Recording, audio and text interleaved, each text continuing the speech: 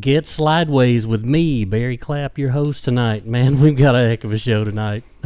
You need to tell everybody you know to be sure and watch tonight, because it's really going to be funny. We're going to talk about a lot of stuff, a lot of good stuff that's been going on in the drifting world around here in Middle Tennessee and other areas for a few years, actually. So before we get started, let's be sure to go to Spotify and subscribe.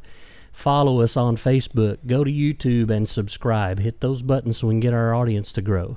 TikTok, Instagram, all of that. Be sure and follow us, subscribe to us, everything that you can do to help us grow the show. So full episodes are being uploaded to YouTube.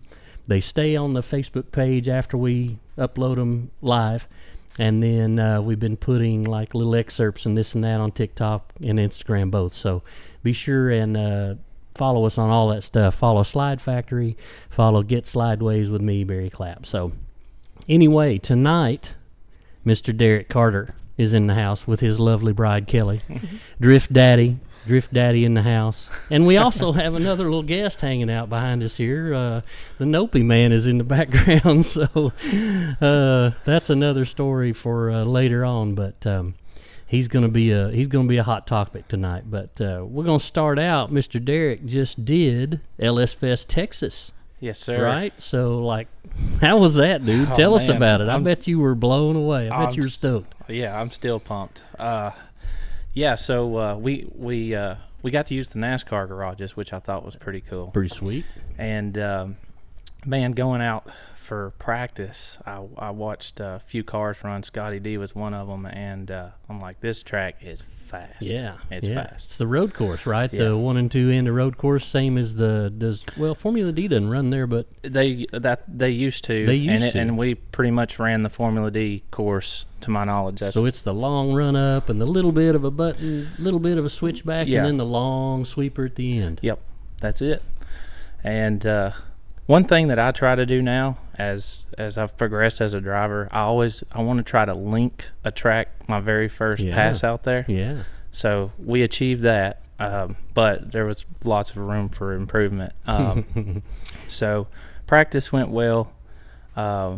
We made some changes to the car to get with air pressure, and made a little toe adjustment to get a little more grip, because one thing that I noticed is back at lsfest East when I ran Luke Fink, the people that saw that, he freight trained me down the straightaway. Oh, right. And we didn't want that to happen again. There's high horsepower cars there. Yeah. I felt comfortable with having that extra grip in the car.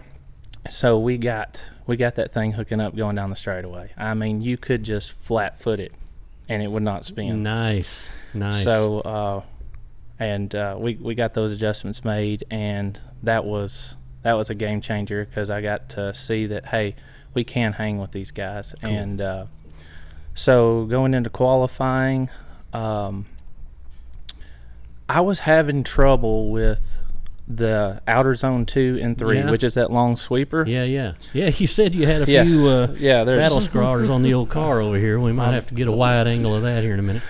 Yeah. Got a few cone marks. I was kicking some cones for sure. It was but what it was my own fault. I misunderstood the judges. What they didn't want to see is someone slow way up going into it, and so much so that the car speeds up coming out of it. So basically, whatever speed you come into that, maintain it. I see. Well, I was kind of thinking, well, maybe they don't want to see brake lights. So I was going in there too hot. What I naturally wanted to do was a little bit of handbrake and tap the foot brake just a little bit to set the car. Get it set, yeah. Well, that's what I naturally wanted to do, and I wasn't doing that. So I asked them about that, and they said, no, that's perfectly fine. You're going to be just fine doing that. Well, once I knew that, I didn't have any trouble anymore. Gotcha. So my first qualifying run, I played it safe, and I didn't really get in that zone. Second qualifying run, I threw it in there, and it set, and it went through there, and we scored a 71, which was pretty good. Yeah. And when I felt that car go through there and set, and I knew I had it, I was like, yes, we're in the show. Oh, yeah. Yeah, a buddy of mine was watching. He texted Kelly and said, I got teary-eyed when I saw that car getting that outer zone, because I know he's been struggling. That's my buddy Steven. Shout out to him. Nice. And when I read that, I was over here. I was like, gosh, now I'm getting emotional. Keep me crying in front of these guys. So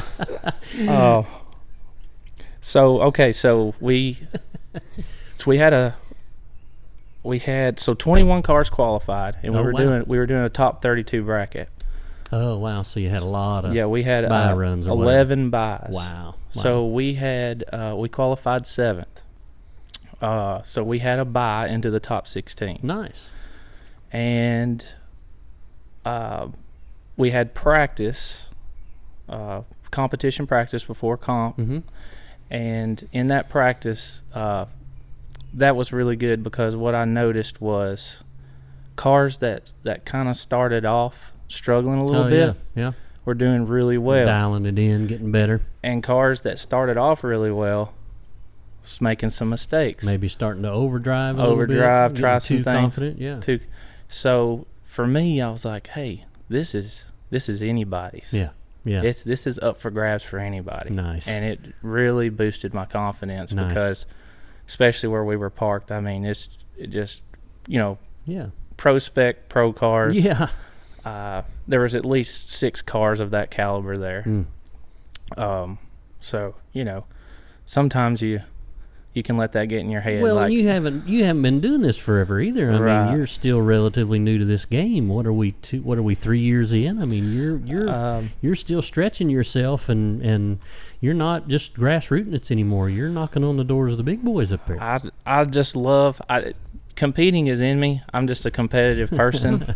I grew up go-kart racing. My dad drag racing. What are you laughing at over there? He couldn't find anything to compete against.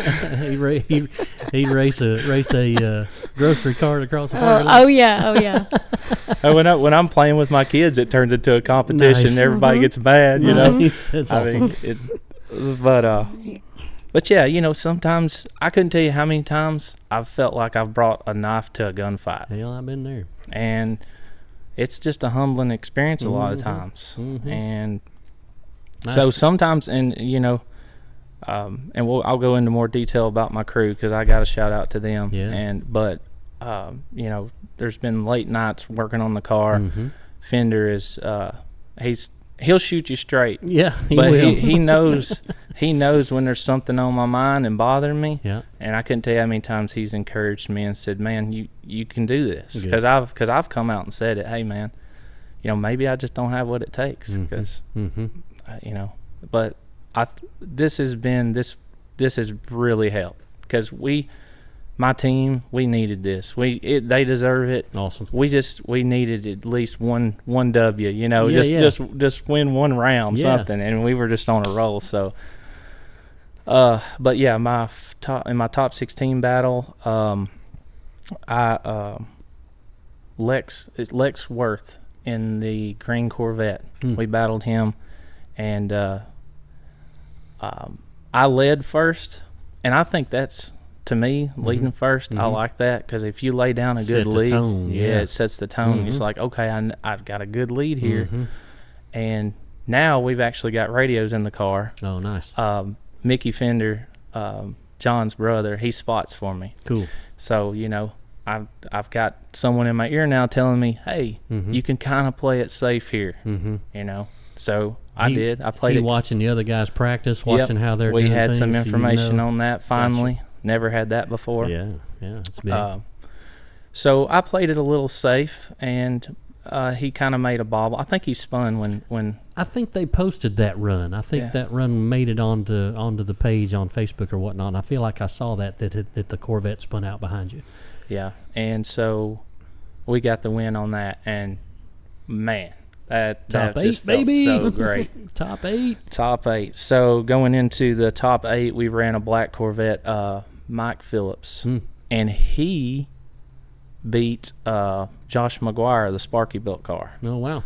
See, we thought we was already changing tires. I was like, we're looking at the bracket. There's a good chance we're going to end up with Josh McGuire. And Fender's changing tires and letting air pressure down, and we both look, and Josh McGuire lost, and we're like, oh no, okay, I was like, Corvettes are fast down the straightaway. Just leave it the way you're going to do it. Let's go. And they are. I don't know. Corvettes in a straight line are fast. Yeah. So I think, did I lead? I think I led. I think I did. I can't remember. But anyways, I know I felt great about the lead. It's been too many days ago. Kelly's just barely awake. She's been traveling quite a bit. This trip to Texas really took a lot It out did. It did. But on the chase, man, I stayed close to him, and we got into that outer zone 1 and 2, that long sweeper, and he kind of did this checkup, and I almost hit him, but I was able to keep the car in drift, and we went through there. And I got on the radio, and I was like, I think we got that one. And we did. And I was like, oh, my gosh. Nice. Now you're looking around. You're like, we're in the top 4 here. Yeah. I mean, we're talking Jake Wise. Yeah. He's, he's FD licensed, Yeah. like Lone Star Drift champion. Yeah. Won there already 1 or 2 other times. Big dog. Yeah. And then you got Jack Davis. Prospect driver, that BMW, and then Ryan Acevedo, or they call him Avocado. I know I probably butchered his Ryan Avocado. Acevedo. Acevedo. Yeah, I know. I'm sorry. Watch your mouth. By the way, I talked to his dad quite a bit. Yeah. Over the weekend. That's a cool guy, man. Nice. I just want to give a shout out to him. Nice. Too, Cool. So, but yeah, so that's the cars that we're running. That's here we are, like in the final 4 with them 3 heavy hitters. So we go. I run Jack Davis, and if at this point, if I beat him, it locked in second place at least. Yeah, you're in the finals. So going into what they call the touch and go, where we break the car loose.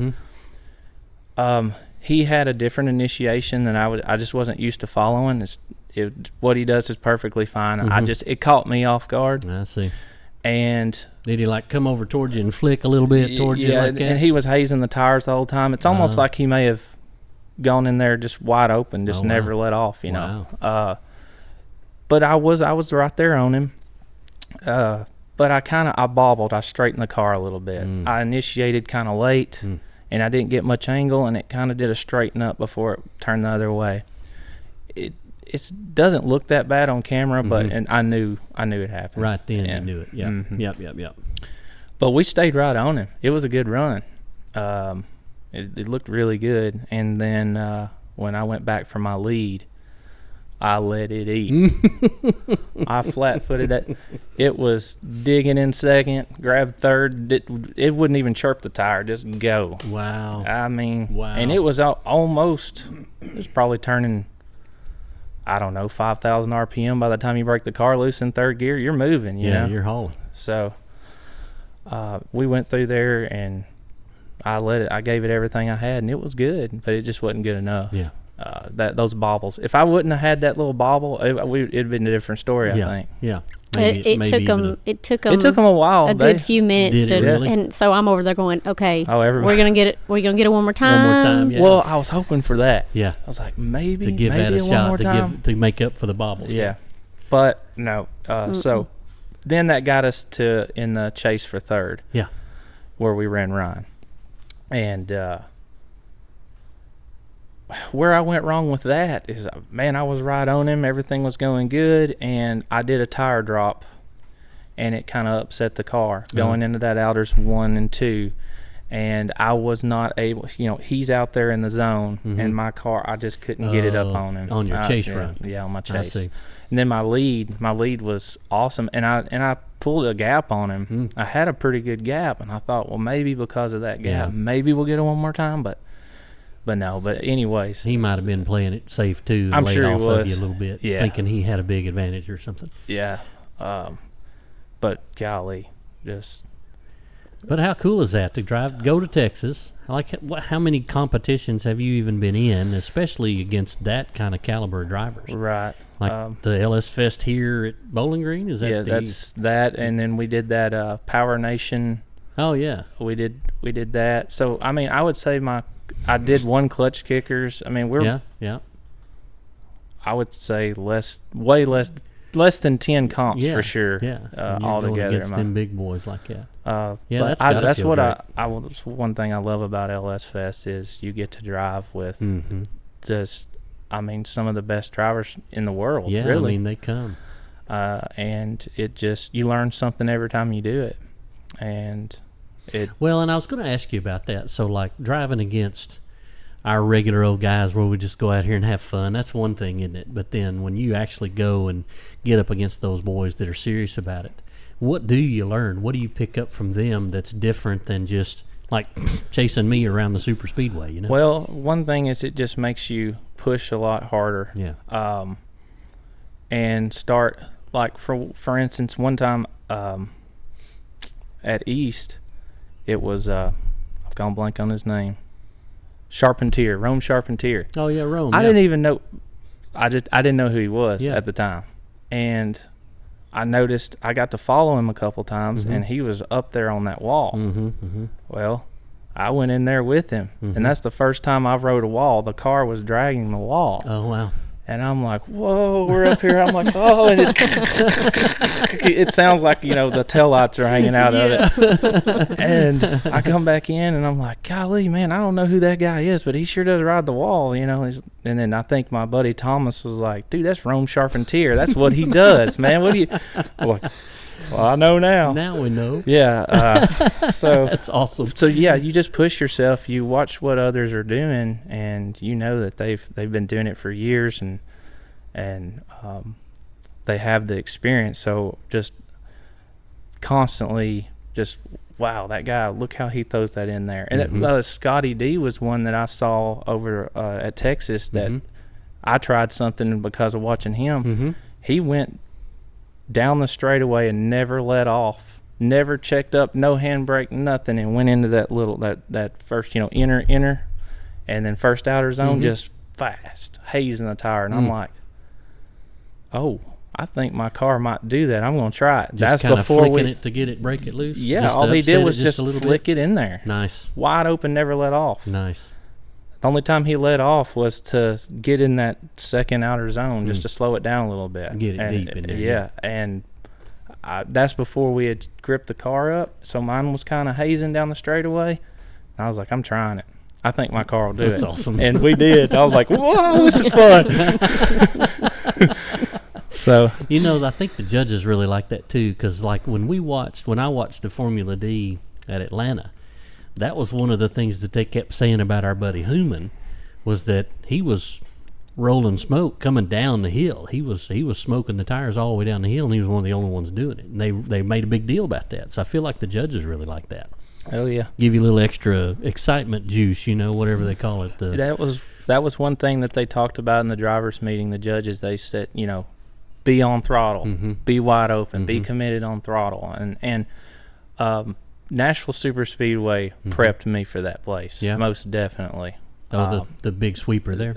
Well, just the speed of it, just the being committed with that kind of speed. Yeah. Well, you know, and we talked about that even with Scotty and this and that the guys that are just wanting to do these little tracks and stuff, and they go to an event like that, they're not going to be anywhere close. We talked about that a lot when Scotty was on here about you need to get to those bigger tracks and learn momentum drifting instead of drag race drifting or whatever you want to call that, you know, just holding a rolling burnout, staying in second gear, you know, the whole time. Momentum drifting is quite a bit different. How about that? That's good. I love it. I love that you had such a good time out there and that you did that well. That's awesome. Oh man, and of course I think a lot of Nick Swan and his whole crew, man. Yeah. You know, everything runs like a well-oiled machine. Yeah, they're so professional. Everybody's nice and helpful. And when after the event, here comes Pat Gooden and nice. Zach Poliff on the golf cart. There were two of the judges. Yeah. And you know they call Pat Passionate Pat. Yeah. Well, he had the passion. He was like, "Dude, you were killing it. You did so good." You know, he was he was so pumped for me because Nice. they've all seen Yeah, my they've seen your from the progression. very beginning. Yeah. When they just let you do the little exhibition thing Yeah. at lsfest 2 or 3 years ago. Yeah. They let me make a few laps on the Yeah. track during practice. I remember that. Yeah, so they have seen me from the very start, and they were so pumped, man. They gave me a hug, Awesome. and then Nick Swan was like, "Dude, man, what's happened? You're an animal out there. Where did you come from? I love He it. goes, at one time, I'm radioing back and forth to the judges, and I don't know which judge said this, but he goes, who the heck's driving Derek's car? He goes, and he's always been real good to, have uplifting things to say to me when I'll never forget the first time that I actually did throw down a pretty good run at lsfest East, and he leaned in the car, gave me a fist pump, and he's like, "Dude, you've gotten good." Yeah. That meant a lot to me. Hell yeah, it does. And he's been good to always keep me encouraged and That's awesome. and help me out. So for him to, he's Absolutely. like, he talked to me. He's like, "So what did you do different? Hmm. What? Because it's just something clicked for you this weekend." Nice. And I told him, because one thing I was doing in the car is constantly reminding myself that this is supposed to be fun. Stay out of your head. Yeah, it's nothing but practice. It's nothing but practice. I'm just out here having fun. That's Fun, right. fun, fun, practice, practice, practice. That's right. That's and right. he goes, "Good, that's what you need to do then." That's I was right. like, keep it fun, right? Yep. Keep Mhm. it fun. Keep drifting fun, everybody. All right, guys. So, that's already segment 1. I told you this was going to go by really fast. So, it's easy to do when you got a lot of fun, passionate stuff to talk about. So, we're going to take a little short break. We'll check out a couple of commercials here. Hit that follow and that like on Instagram, TikTok, YouTube. Where all else are we? Spotify, Facebook, of course. Check us out, man. We'll be right back. Dream realized today, guys. We spent all day today testing drifting at the sinkhole at the NCM, the National Corvette Museum road course. Myself and Wesley Cloud made several tandem runs, several single pass runs, and as far as we can tell, we've stayed underneath their sound ordinance deal. We've simulated runs where we ran a few seconds apart, 30 seconds apart, whatnot, like you do when you're sitting in line. And everybody up here is really happy right now. And let me tell you, we're going to show you some footage here in a minute. This is the best place to drift on the East Coast, bar none.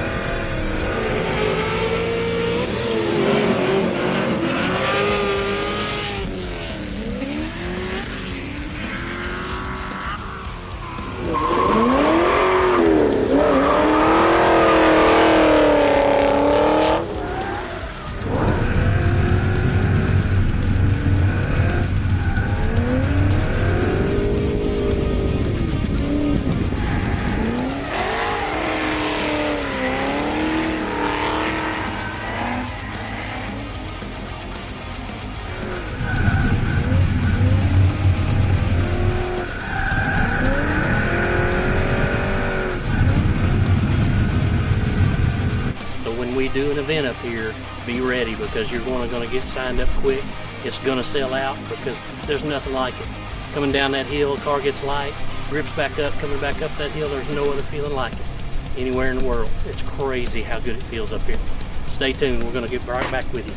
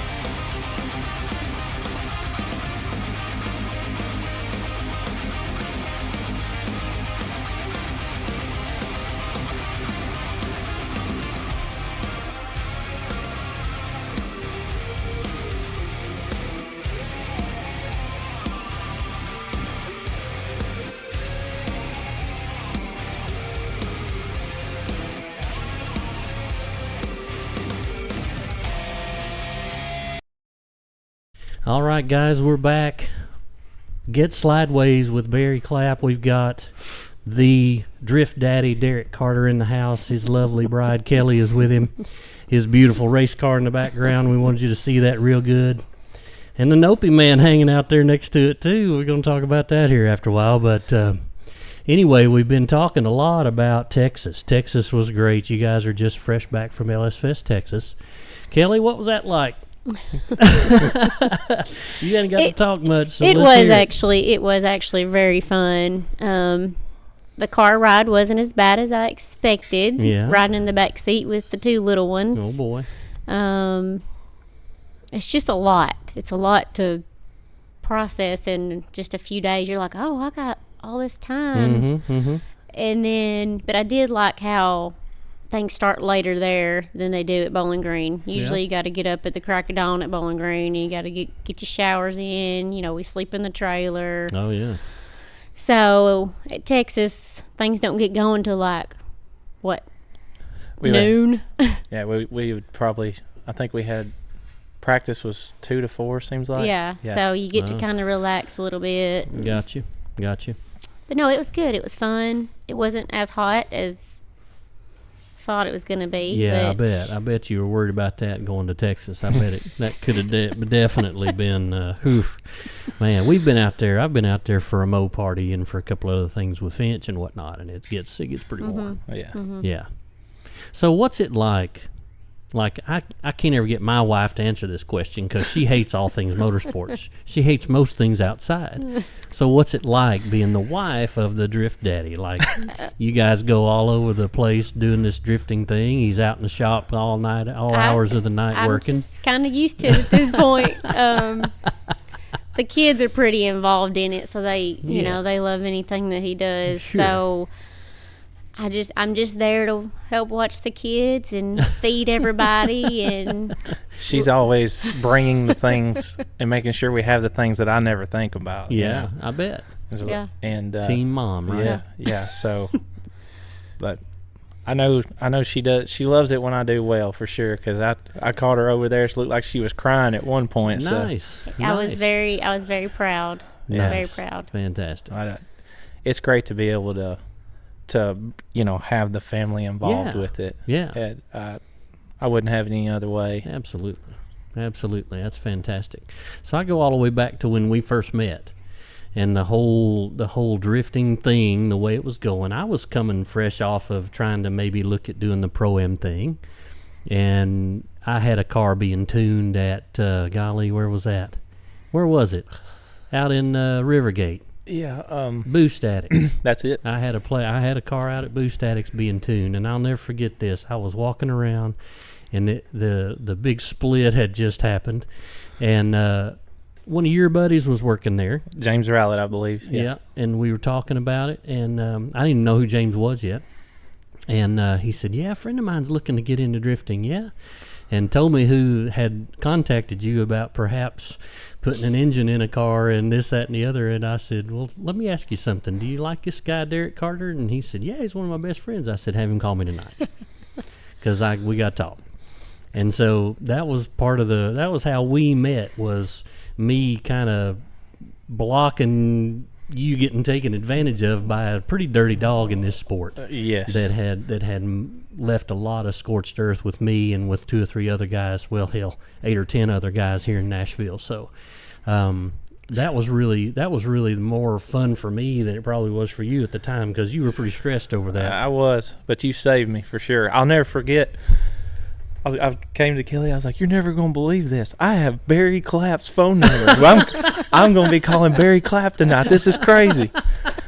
Because all I knew about you, I just seen some of your videos and clips, and I'd watched you at Bowling Green, and you were throwing down. I mean, I was like, "I'm going to be calling Barry Clapp." Little did you know, right? I tell that same story about when I was lettering race cars and I first moved to Nashville, and I first met Andy Johnson that races at the fairgrounds, and he was a big track champion and all this stuff. And I'll never forget, I did like the guitar trophies for the banquet or something, and Andy Johnson called me, and I was like, "Do you know who just called me? The track champion, Andy Johnson, just called me." And when I told Andy that story, he was like, "Little did you know what an asshole I was going to be." You know? Love you, Andy. Mean it. You know that. But we had a good time, a good laugh over that. But yeah, that's really funny. So we went to Memphis that first time. You guys, I called you guys and said, "Let's just go to Memphis," and you ride in the car and all that. And I'll never forget what you said after we did the big track at Memphis, and you couldn't believe how much forward bite that the car had, even though we were sliding sideways. And that was the first time I rode in a drift car. We're going down the drag strip, flying, and I'm like, "Okay, yep, this is pretty fast." And I see this big right-hand sweeper coming, and then grass, and I'm like, gonna make this turn or what? He's not slowing down. We just keep going faster. Next thing you know, you break the car loose, and it's just, I mean, like on a rail. It's just gripped up and it's going, and here we go. Yeah. And I'm grabbing onto a roll bar, and I'm like, I was not expecting to be this fast and this gripped up. We were probably running 100 miles an hour. Had to be, yeah. Had to be at Memphis, yeah. Yeah, that's a way to break somebody in. And I'm over here, I'm looking. I was like, I see grass, and then if you look far enough, there's a guardrail out there, way out there. We're going fast enough. If we hit this grass, we're never going to stop. No. But yeah, it was wild. It took me probably 4 or 5 laps before I could slow things down and start processing it. I couldn't even watch what you were doing, because I was just, holy cow, so new. And that's a heck of a place to take your first ride along. Oh, that's right. Back when we used to run it. They don't even run it that way. Well, heck, they don't run it at all anymore, but they quit running it that way just because of the speed and all that stuff. They starting beside the drag strip and coming around under the bridge the other direction. I got the chance to drive it one time, and it's pretty wild how fast you start, and then you're basically slowly slowing the car down as you're traveling kind of downhill. It's pretty wild. Yeah, because the S's get smaller and smaller and smaller and smaller and smaller until you get to the parking lot back there.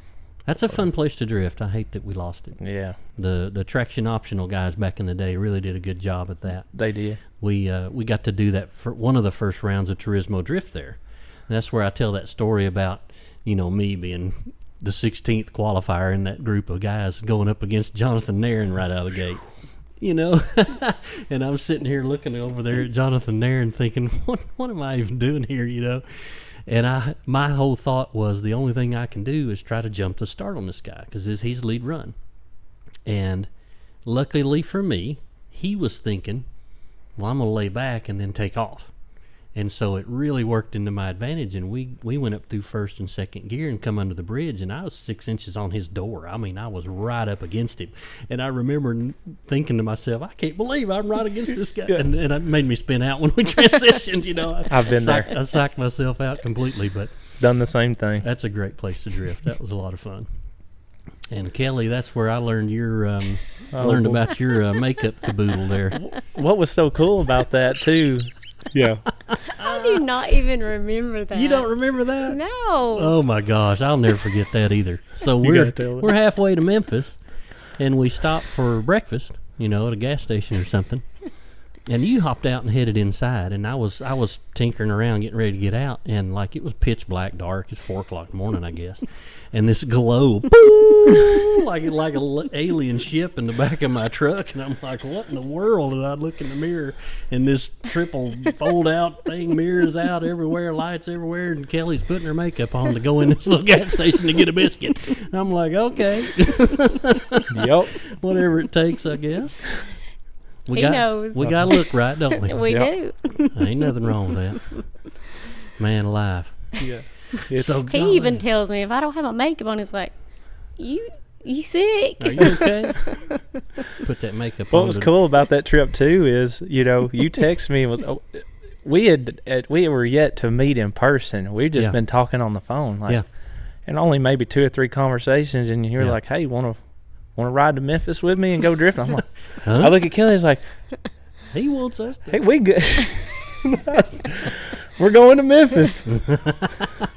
Like, I thought that was so cool of you, we were still getting to know each other, and you're like, come on to Memphis with me. Well, I had such a, so you're a special case. You will always be a special in my mind and in my heart just because of the way we met and what was about to happen to you that I had to make sure I saved you from. Definitely. Because that guy would have stole everything that you had. He tried his best to steal everything that I had. He had everybody in town believing that he owned my graphics business. He owned this big drift team with 8 cars, and they were doing 90-something events a year. He sold this to the Tennessee National Guard, and they wrote him a big old fat check. And I don't know how. I got a call from the FBI over it one time, and I don't know how, I ain't heard from him in 8 or 10 years. He may be in prison. I don't know. He needs to be if he's not. I don't know how he avoided it if he didn't, but it wouldn't surprise me because he's the best liar I've ever met in my life. He can sure do it. It was amazing how he could tell a lie and make you believe it. Even when you knew it wasn't true, he could still make you believe it. Well, one of the good ones he told me was he was supposed to come to, what year would that have been, Kelly? 17? Yeah, ish. 17. He was supposed to come to lsfest with one of the National Guard cars. Well, I never miss an lsfest, even before I was drifting. So, I'm thinking I'm going to be involved with the drift car at lsfest. I'm pumped. So he's supposed to be bringing this National Guard trailer, car, everything. Some driver, I don't remember who. And I'm texting him all weekend. I even get there early and thinking that we're going to be working on the car and helping out. Well, he kind of got a little distant, and then he came up with this big old story about how he stuck it. He made up some dealership's name. I can't remember which one, what state he was in. He said the water pump fell off of his truck, got into the radiator, and blah, blah, blah, blah, blah. And I'm just like... There ain't no telling. Because he... Was I at that one? Yes. You were at that one. Well, see, I was hearing his side of what was going on with y'all. And...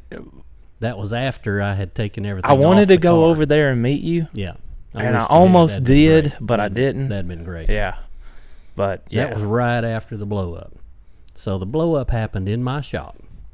He had gone on vacation. While he was gone on vacation, I took the opportunity to go get all of my stuff out of the race shop and take it to my shop.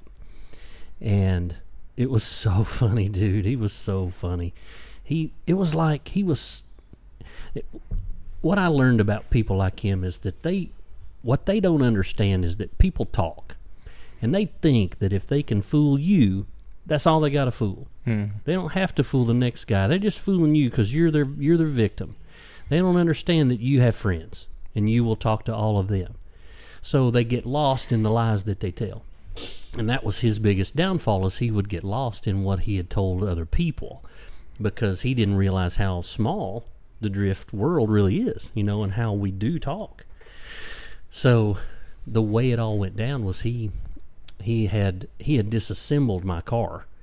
He had disassembled the motor. He got in a big argument. Jimmy, you'll like this. He got in a big argument with Micah about head studs and how you have to take head studs out before you remove the head, because you can't put heads back on head studs. You'll mess the head up. and that was just one of the funny things that we called him on and said, you don't know what the hell you're talking about, So, but anyway, while he was gone out of town, I went and got all my stuff out of the race shop and brought it to my graphics shop. And I even, I was missing a transmission, and he had told me, months before, that transmission was at what's that place in Cookeville that builds them? What is it? It's American Powertrain. Yeah, American Powertrain. He had the transmission was at American Powertrain, and they were trying to put a special gear ratio in it, and they were having a hard time finding the right second gear. I'm like, American Powertrain can't find the right second.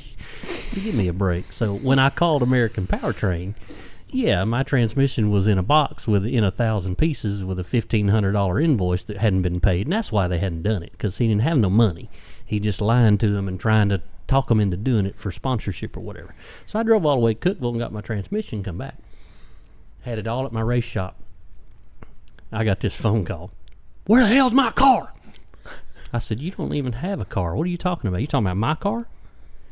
Where is it? I said, it's here at my graphics shop. I figured I'd bring it in here and freshen up the graphics for this season. And he hung up the phone, and I thought, he'll be here in about 15 minutes.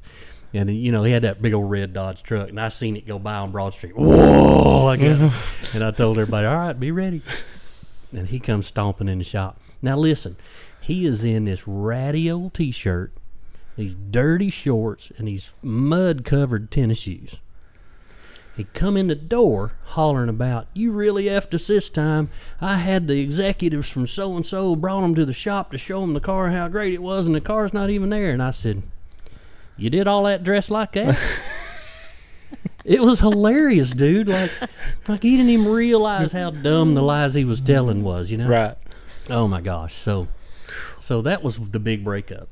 And he went straight to JT's shop and tried to hang on to JT because he was in it. He had bought Brent's car, Brent Brooks. Brent Brooks was the other one involved. He had the red car down in Atlanta. Right. And Brent's got his own version of the stories too, with a trailer and all kinds of crazy stuff. It's really nuts. But that's when I changed it, and we went to Nopi with the bunny back on the side of it, and took the National Guard stuff off of it. And we saw him with another guy in another car, the black car. And I thought, oh hell, a new victim like that. And then it was shortly after that I was at Boost Addicts, and I'd gotten the Caribbean's Finest sponsorship on my car, and we were tuning it up. And that's when they told me about you. And I told them, have him call me. I need to talk to him. I need to tell him some stories. Tell everybody how you would start a story and I'd finish it for you. Oh yeah, every time. You just like, I bet he told you this, didn't he? Yeah, he did. Dale Jr. at Bristol. Goodness gracious. Drifting with Dale Jr. at Bristol. But that car you talked about that you saw it, I guess at Nopi. Yep. That's the one that I had in my garage. That's the one he would come by the shop that I was working at. He would come by and talk about drifting. I was wanting to get into drifting, and he kept talking about putting this car together and running it in this big team in National Guard. Well, I kept offering to help him because I wanted to get involved in drifting. Well, he never took me up on that. And finally, one day he comes in there saying he has to move and he needs help moving. So I was like, okay, I'll go over there. His ass had been thrown out of his rental house he hadn't paid the rent for in years. Yeah, I didn't know that situation then. So I'm helping him load and everything, and I'm kind of drooling over that car. Yeah. You know. It was nice. Oh, it was a nice piece. Yeah. So he didn't have no place to put it, you know. And now, was it running? No. It had popped the motor already. Yeah, the motor was out of it. Okay. Transmission was out of That's a great story in its own. Yeah, the headlight was hanging out of it where he dropped the motor on the headlight. Yes. He blew that motor because he stole some qualifying oil from Clay Greenfield out of the race shop. And qualifying oil is zero weight. It's barely water. And he took it to Sevierville and let 2 or 3 different guys drive it, being Mr. Guy. This is right after the breakup. Being Mr., I'm the stud and own this race team. And he didn't even have the sense to know that oil was not going to work, and it fried the bearings and blew the motor out of the thing. The thing was tore all to pieces. Matt Lynch was behind the wheel when it did it. And I talked to Matt later, and he said, I could feel it going, and I just hammered down on it. God. I love it. But while I was helping him load, he was talking about this drift team and everything else. He said, I tell you what, why don't you put this car together, build a motor, whatever else, get this car put back together, and I'll let you be the driver of this car. And you'll race for me for the National Guard.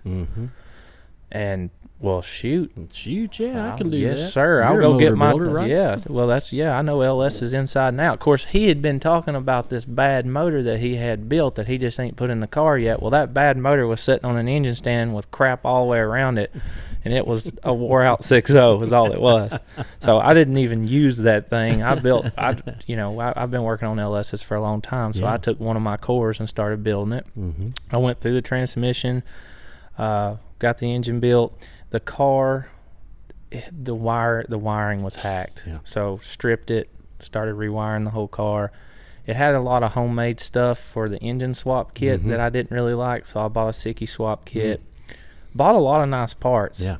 Well, as I'm building this engine and all these parts come in, that's when I meet you, and I'm start getting informed on where this is headed and what's going to happen to me. So the whole thing got put on hold. It took me a year probably before I could go drive a drift car, just because of dealing with rust and everything that had to go through a process. So that was a friggin' mess. Once I knew that car was 100% mine, I finally started putting it together. It drove me nuts to see all that sitting there. Oh, I bet it was awful. All right, guys, that's segment 2 already. That's just tip of the iceberg with what we've got going tonight. So that's kind of chapter 1. Believe me, Derek and I could probably do about 3 episodes on this whole deal, but we're going to try to just skim the top of everything and not go all the way down, because we've already skipped over 8 or 10 really good stories to get to where we are in the whole deal. So go ahead and hit that subscribe button, smash that like and that follow and all that good stuff on all our different platforms, and we'll be right back to get Slydewayz with me, Barry Clapp. We'll see you in a minute. Hey everybody, it's Brian Finch with Finch Performance, and we're just going to take a quick little peek around the shop here to see some of the different things that we work on around here. So first up, we've got some chassis in production. We've got a small backlog right now, but we're knocking out some 67 to 72 C10 stuff. We've got a really cool 67 crew cab Chevy here, C10. We've made a custom one-off Apex Predator chassis with long arm suspension all the way around. This thing's going to be pretty badass. 56 F100 with a Coyote 10-speed. Just all we got left here is really getting the supercharger installed, finishing up the wiring and a little bit of the fuel system, get it fired off. And then, of course, we're back on our Ferrari 308 custom project here with the LT5 engine and a Graziano 6-speed transaxle. So this thing is going to be full kill, badass. And that's just some of the things we do here. So we don't just build trucks. We build a lot of everything. Main thing is we have a good time, because that's what it's about. If you guys are interested in getting a vehicle wrap done, or if you guys just need a banner made for your office or something cool like that, a mural on your walls, give Graphic Effects a call. 615-896-4301. They're in Middle Tennessee. They're the best in the business of what they do. If you need vinyl, you need stickers, you need wraps, give these guys a shout. Graphic Effects, 896-4301, 615 area code. You can't beat them. They're the best in the business.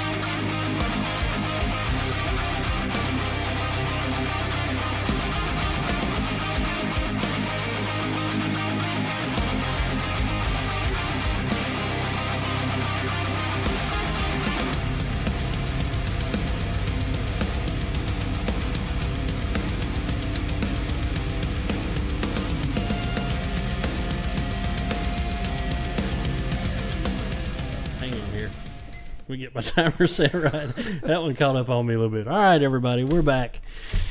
Get Slydewayz, me, Barry Clapp. We're here talking drifting and getting swindled and stopping people from getting swindled and liars and oh my gosh, we've had a good time. So let's see. Roller coaster. Where'd we pick up at? We were talking about. So you went to lsfest and he was supposed to have been there and he wasn't because I had just blown his world out of the.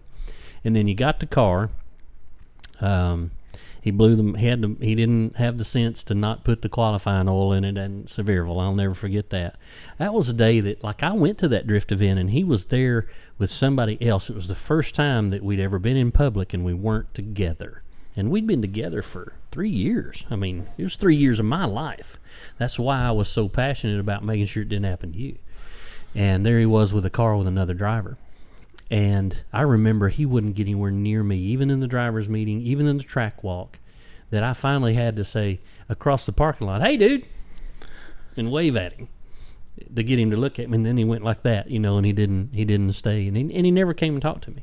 And then when I saw that motor go up, I thought, good, you needed that. And then when I talked to Clay later, and Clay told me that he was missing qualifying oil, I was like, oh, that makes sense. I know where it is. Like that. Because Clay had...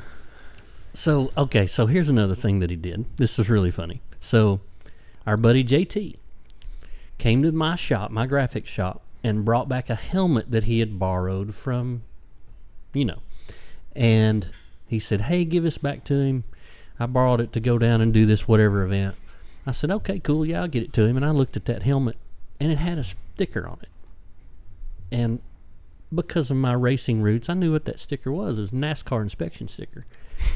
But nobody else knew that. And I went, yeah, I'll make sure he gets that back. And I called Russ, and I said, hey, JT brought your helmet back. This helmet's pretty nice. Where'd you get it? Oh, I got it at a pawn shop over here. I said, really?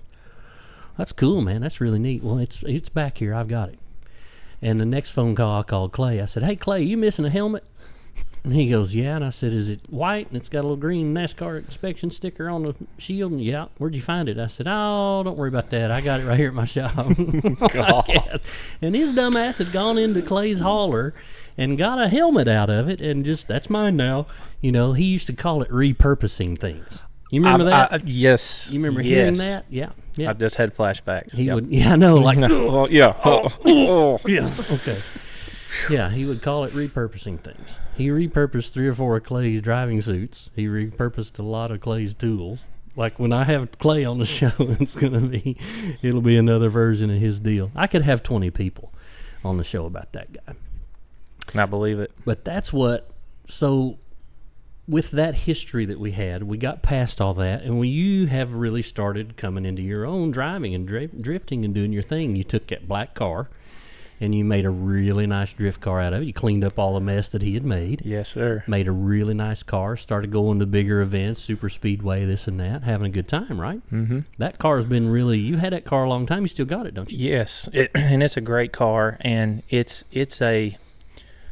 with Fender's help, we've built it the way that it is, and what it is, it's kind of a maxed out combo that I don't want to change because it still can be used as a fun day car. Nice. Drive it all day long, not have to worry about anything. Nice. If you had to use it for a comp, it's a pretty dang good car, and it'll get you pretty far. I've been in the top 16 with it, at lsfest. Make a good backup car, yeah, right? So. Yeah. But I don't want to change anything on it because, like, it's just not a car that's hard on stuff. It's not that hard on tires. Mm-hmm. It's not.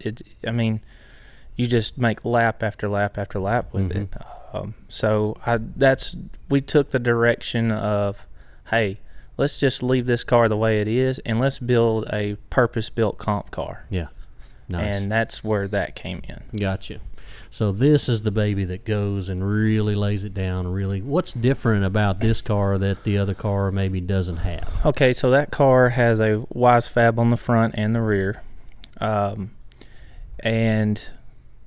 it also it has more horsepower. That's 383 cubic inch. It's got a LS acceleration, 11-degree cylinder head on it, 13-to-1.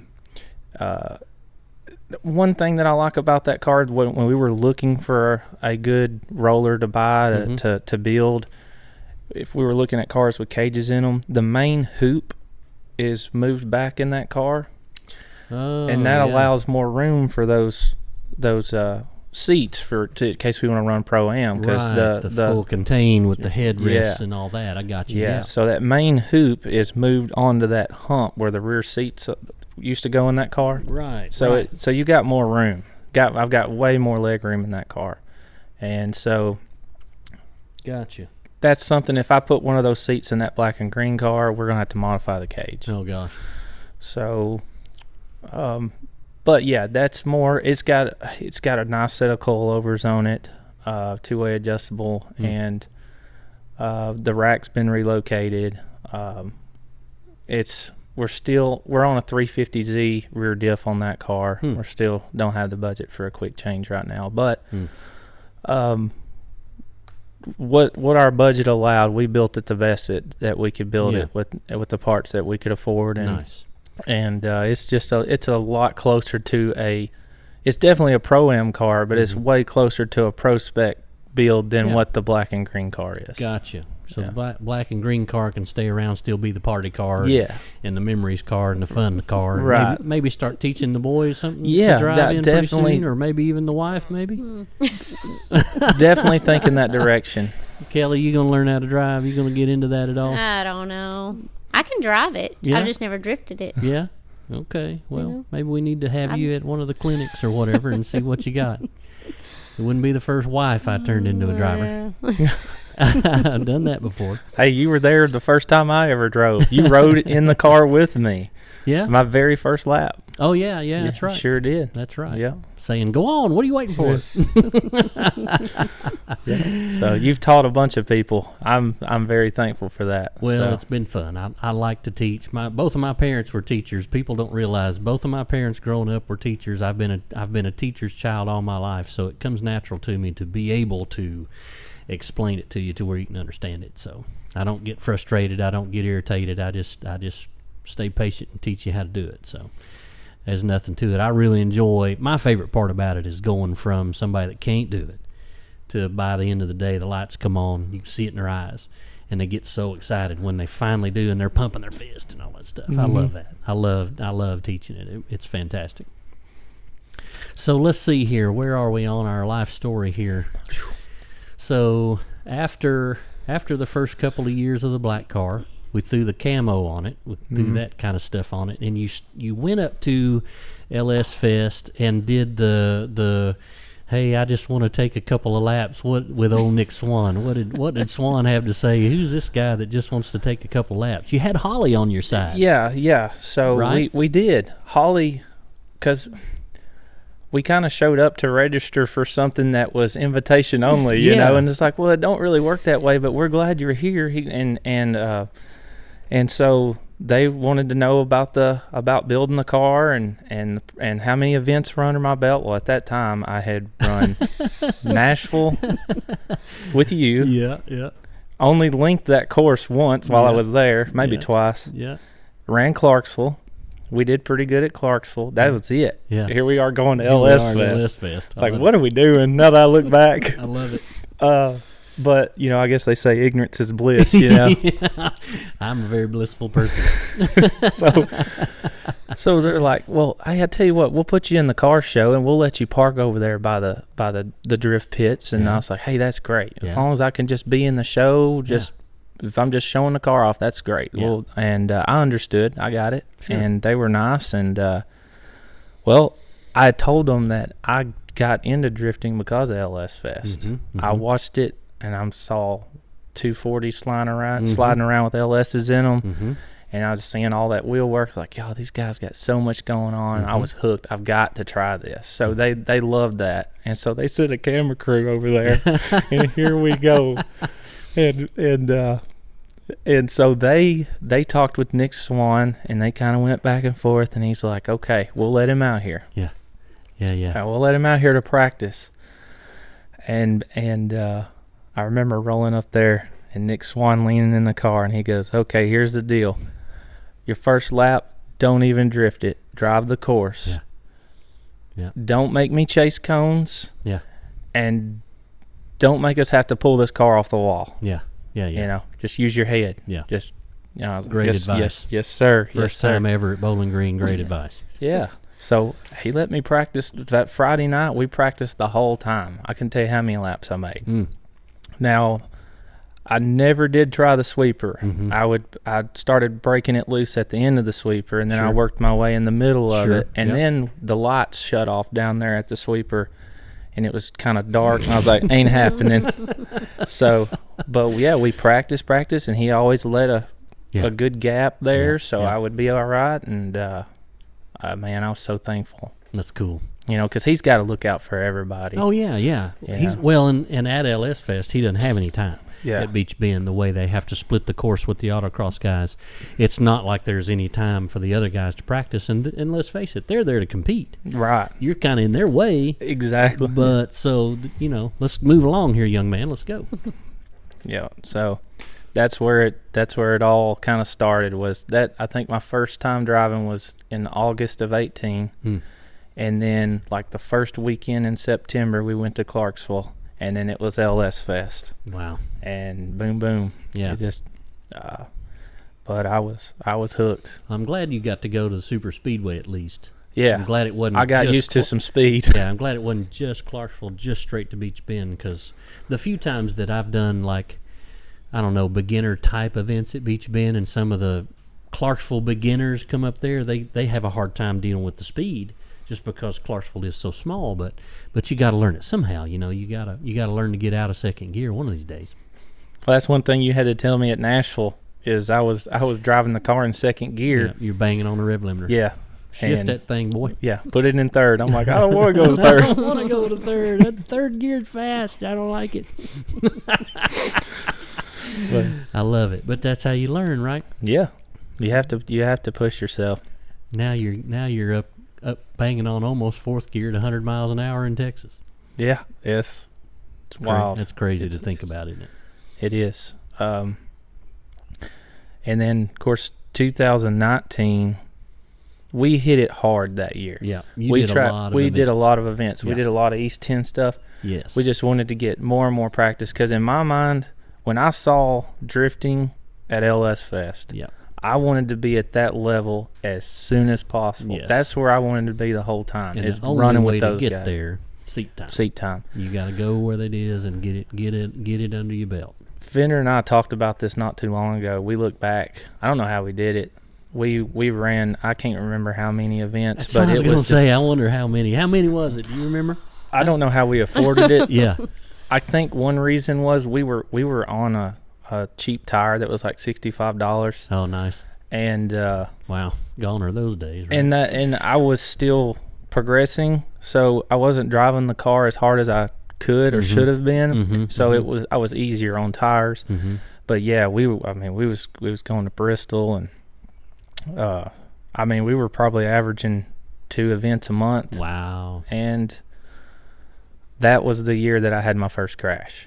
Oh, and the first crash. I remember mine well. So tell me about the first crash. Is that the Bristol thing? Yeah. Okay. We were on the inside. I think you called me to tell me about the first crash. Yes.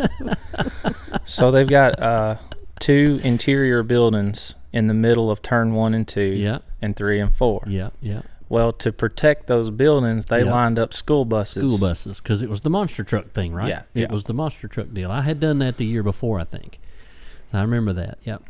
So I've been watching Pro-Am all weekend, and these guys doing all these aggressive entries, and I'm pushing, and Fender's in the car with me when this happens. Nice. I throw it in there. These cheap tires, it didn't hold. Now, looking back, hindsight 20/20, there was a couple things I could have done that probably would have cushioned the blow or maybe stayed off the bus. But I went in there hot. The tires were greasy. I got on the gas, and the car was not going the way it was supposed to go. It was just sliding towards the bus. Straight. It wouldn't rotate. It wouldn't rotate. So here we go. I'm like, I locked her down. Cone, and the next thing is a bus. And I backed that. It ended up being the left rear quarter panel. Backed that thing right in that bus. Well, Ironically, now I work on buses. So I'm looking up under. I work on a bus that a lot like those. Yeah. And I get those buses on the pit, and I'm looking at them. I couldn't have hit that thing in a worse spot. Oh, God. I hit it right behind the steps where you walk up into the bus. Yeah. Well, it's all reinforced right there. Oh, man. That bus, nothing moved on it. Nothing moved. If I would have been 2 foot farther back, there's all kinds of cushion there. It would have just folded the whole side of the bus in. But no, I had to hit it right where all this angled bracing is. And it just crushed that Oh, it quarter pound. crushed it, man. And here's what's so bad about that is to get back to the trailer, you had to go down pit road. We were the last trailer down pit road. We were at the beginning of pit road. Oh, nice. So I'm driving. It's like the drive of And the shame. bleachers were empty, right? Like Yeah. there wasn't nobody up there. No, it No, was but full. Hey, 5,000 people there watching the monster truck show. but driving through there, it's ooh, Yeah. everybody's like, That sucks. shaking their That- that sucks. That's Yeah. going to leave a mark. Man. And so I get parked and I'm getting out of the car, and Kelly's like, so how bad is it? And she goes, I don't think you want to see it. Yeah.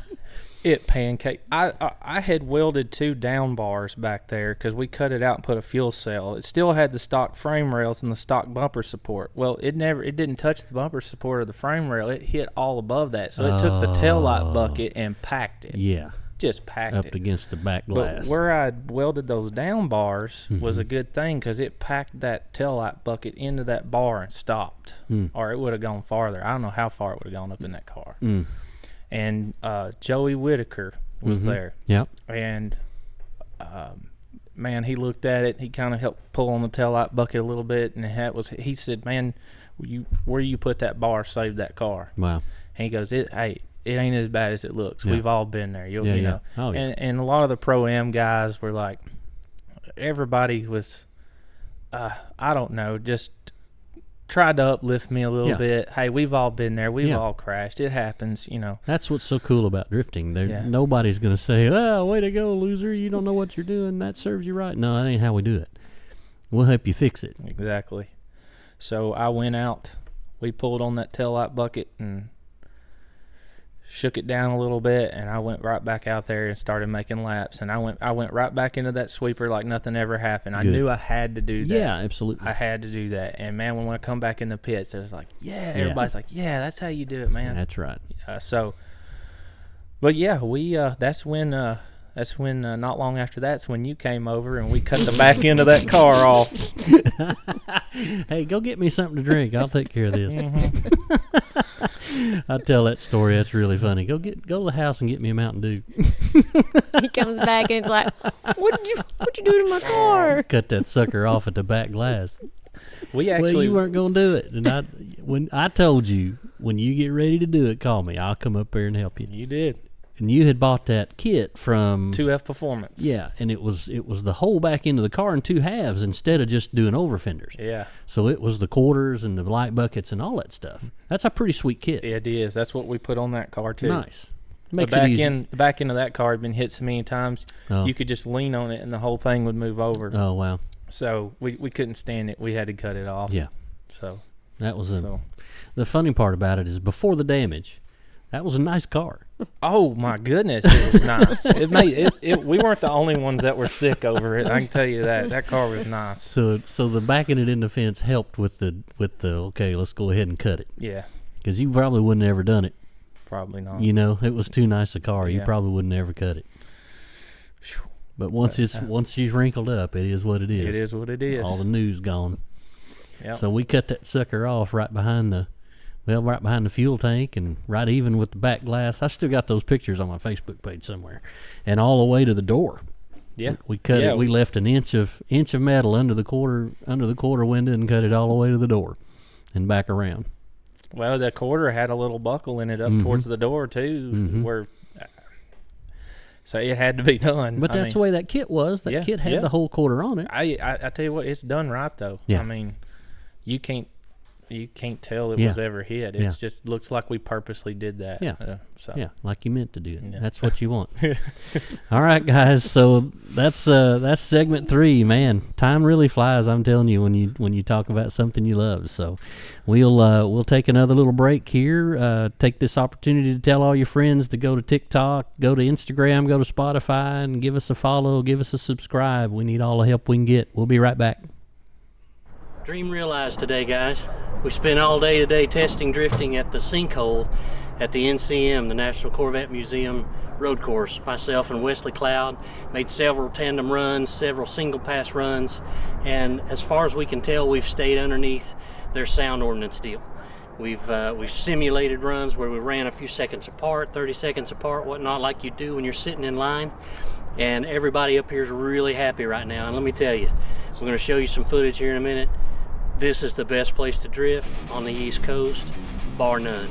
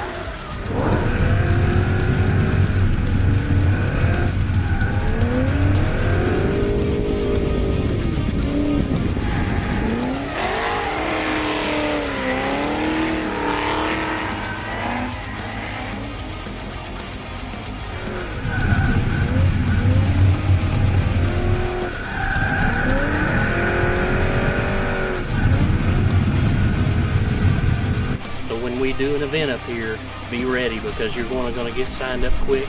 It's going to sell out because there's nothing like it. Coming down that hill, car gets light, grips back up, coming back up that hill, there's no other feeling like it anywhere in the world. It's crazy how good it feels up here. Stay tuned, we're going to get right back with you.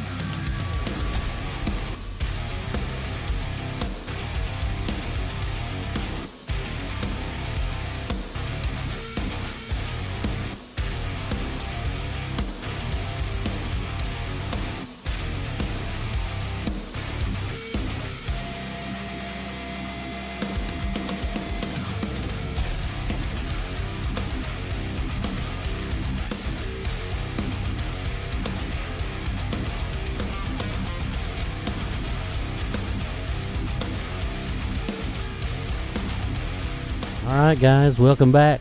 Get Slydewayz with me, your host, Barry Clapp. I'm here in the house with Mr. Derek Carter, Drift Daddy, and his lovely bride, Miss Kelly. And, man, so we've covered everything in this drift world we've been through together except for one large elephant in the room, or maybe one large Nopey guy in the room that's hanging out here behind us. You'll love these... You'll notice these new signs that we have in our stage, and we have them because they belong to me. I made them for a gentleman that said he was bringing Nopey back, and it turned out to be a big lie. So never got paid for them, so they belong to me now. So I think I'll just leave them here in the studio as a reminder. So tell everybody, Derek, how that all came about. You were really excited when you called me. I was pumped. Can you hear me okay? Yeah. All right. So, okay. Started with a Facebook post about slamming and jamming. Yeah. Okay, slamming and jamming was a huge deal for Lebanon. Yeah, up here in Lebanon. I remember that back when I was in high school. Yeah, so in the early, mid-2000s, I went to some of the slamming and jamming. Yeah. It was a good time. So there was a post about slamming and jamming coming back to Lebanon. Oh, dang. And... what was going to be different about it was going to be 80s, 90s themed. Okay. All Well, right. that car had just got wrapped. Yeah. We had just done I was pumped. I was like, what more? What? How perfect. What great timing. Yeah. All right. The 90s drift party, dance party, drift party look here. Yeah. So I direct messaged them and said, hey, really interested in this event. I remember slamming and jamming back in the day. I'm real excited about it. Have you thought about doing drifting at this event? Mm-hmm. I asked, is it going to be at the Lebanon Fairgrounds or possibly the Nashville Super Speedway? Mm-hmm. I said, if you're open to having drifting, I can hook you up with the right people. Nice. Nice. And we can do this. When they said, well, unfortunately, with it being 80s and 90s themed, there wasn't a lot of like drifting going on, so we're probably not going to do drifting, but you're welcome to have the car in the car show. Mm-hmm. Well, I said, okay, cool, I'll be there. And just for the heck of it, I was so pumped, I sent a picture of it. What's your really nice car? What's your phone number? We want to speak with you. Oh, wow. Big attention. Whoa. Okay. So I get a call. And this guy says, do you remember Nopey? Mm-hmm. And I said, of course I remember Nopey. Everybody remembers Nopey. Yeah. He goes, well, I've not only own Slammin' and Jammin', I own Nopey, and we're bringing Nopey back. Wow. And we're going to have a Nopey booth at Slammin' and Jammin'. We want your car in the booth. Wow. Okay. And not only that, we're trying to get the word out. Would you be... we want to sponsor you. Oh, wow. Big promises. So he said he had a team of people before he called me, kind of check out what I was about, and I guess checked out my social media or whatever else, and did some phone calling. We had just had lsfest, and somebody else that they knew had spoke with me at lsfest. So they had heard good things about me, I guess, is what he was saying, and that they want to sponsor me. Wow. And I'm like, oh, wow, this is big. Sweet. So that's when I called you. Yep. I was pumped, told you all about it, Yep. and I had mentioned you to him because he needed somebody to run the drifting for Nopey events. I'm like, I got your guy. Yep. So I was pumped for you. I was pumped for me. And it progressed from there. You got the car lettered up. We went to Cosmic Drift. That dude in blue's Cosmic Drift Down in Lanier, yeah, down in Atlanta. and got a lot of good feedback there. A lot of attention. Had the name on the side, had the guy on the side. So many conversations, like you couldn't. I would either get the people that's never heard of Nopey, like younger people, but they love it. Like, Nopey, that's cool. What is Nopey? Yeah. You would have those conversations, and then you'd have the conversations of, oh man, I remember the Few Nopey little days. bit older dudes like me Yeah. that were into it and all that. Yeah. So, and then I had the ones that were skeptical, like, Is this real? Sure. Is this real? And I'm like, yeah, Yes, it yes, is. I'm so pumped. It is It's real. real. It's coming back. 1877 get Nopey. Yeah, NopeyMotorsports.com. We're Yeah. bringing the store back. We've got the parts. We're gonna do the shows. We're gonna have. So I know, right? So with that being said, real quick, let me just apologize. yes. I would never We all ever need to. Yeah. intentionally lie or misinform anyone. Yeah. Deceive. Yeah. I honestly thought it's one of those things where you felt like you're a part of something that's way bigger than you. Yeah. And yeah. I was so pumped and doing anything that I Yeah. could do to help bring this back. So you were telling people about it. Yeah, Yeah. and I guess because I was so pumped, Mm-hmm. maybe I could have overlooked some early red flags that I should have probably caught on to. Yeah. But I was just man. I mean, it was just seemed so big for Yeah. us, Yeah. and I just wanted to be a part of something coming back like that. And just like the last one that we had just been through, he was very, very good at telling you half truths, very good at name dropping, and actually did have contacts in the drag racing world, yes, which made it seem more real because Nopey had a big drag scene back in the day. yes, Nopey had a big car show scene, had a big drag scene, had a big drift scene. I remember, golly, I went to the last, well, that's where the whole thing happened with the black cars, at the very last Nopey show at Atlanta Dragway. That's where that all happened. And Brent and I were there to drive and enrolled that other dude with that black car of yours that wasn't yours yet. And I was like, what's this guy doing here, And it was just so funny. And that was at a Nopey event. Like, we used to go to those Nopey events all the time. Loved that whole deal because it was just, there was something for everybody, It was trucks. It was, we could hear the train horn contest over on the drag strip while we were over our drift cars, where they were just having a little bit of everything. Hydraulic contest, everything. Great shows. Used to love them.